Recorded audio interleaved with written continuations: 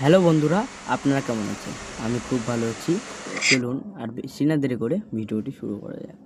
আজকের মূল ভিডিওটি হলো গৌতম বুদ্ধ ও গোপালের গল্প।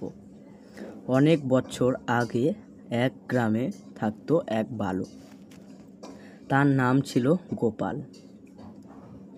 সে ছিল খুব চঞ্চল এবং জেদি, আর মাঝে মাঝে মিথ্যা বলতো। মা বাবা অনেক বোঝাতেন, কিন্তু সে কখনো কথা শুনতো না। একদিন গ্রামের মোড়ে খবর এলো গৌতম বুদ্ধ এই গ্রামে আসছেন।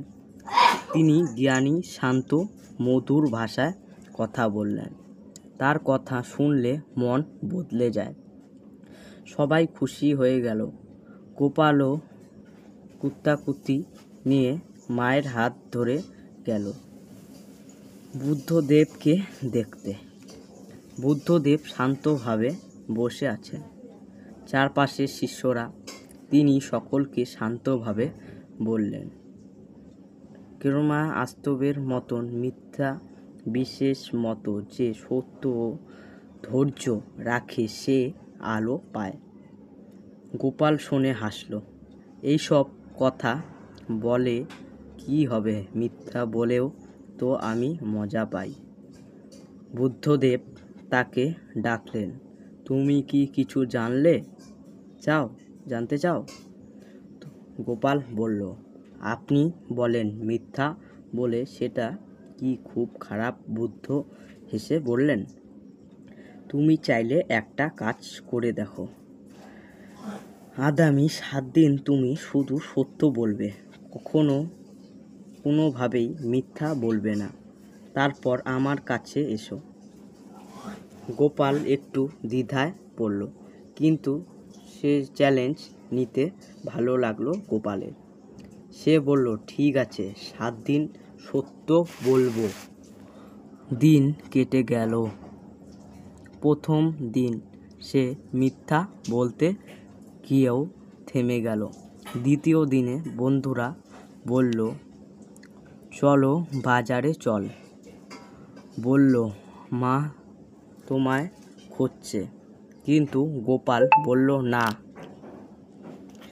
না, আমি মিথ্যা বলবো না। মা কিছু বলেনি। একদিন এক বৃদ্ধ তার হাতে পয়সা দিয়ে বললেন, রাজবাড়ে থেমে তেল কখনো? সে গিয়ে দেখল পরিষ্কার অল্প তেলেই মলো। সে মনের মধ্যে দ্বিধাবোধ করল। বেশি তেল এনে বলল, কম দামে পেয়েছে, নাকি সত্য বলবে? শেষে মেয়ে ঠিক করল সত্য বলবে। 7 দিন পরে গোপাল আবার বুদ্ধের কাছে গেল। সে মাথা কিছু করে বলল, আমি সেটা করেছি, সত্য বলেছি। আর আশ্চর্য, আমি নিজেই ভালো অনুভব করেছি। মা বাবাও আমাকে ভালোবাসে, বন্ধুরাও সন্তান বদলে অনুভূতি দেবে। বুদ্ধদেব মৃত হেসে বললেন, তুমি এখন বুঝতে পেরেছ, সত্যি নিচের আলোয় চলে। মিথ্যা হয়তো কিছুক্ষণ আনন্দ দেয়, কিন্তু সত্য মনকে নির্মল করে। গোপাল বলল, আমি এখন বুঝি, মজা হোক বা ভয়, আমি সত্যের পথেই থাকব। বুদ্ধ মাথায় হাত ঝুলিয়ে আশীর্বাদ করলেন গোপালকে। পথেই থেকো মিথ্যা, ধর্ম আর দয়া, এই তিনে জীবনে সুন্দর নয়। এই গল্প আমাদের শেখায়, শিষ্যরা যদি চেষ্টা করে তারা বদলাতে পারে। সত্য বলার অভ্যাস শুধু নীতির জন্য নয়, বরং নিজেকে শান্তি ও সন্তান এনে দেয়। গোপাল যখন বদলাতে পেরেছে, তোমরাও নিশ্চয়ই বদলাতে পারবে।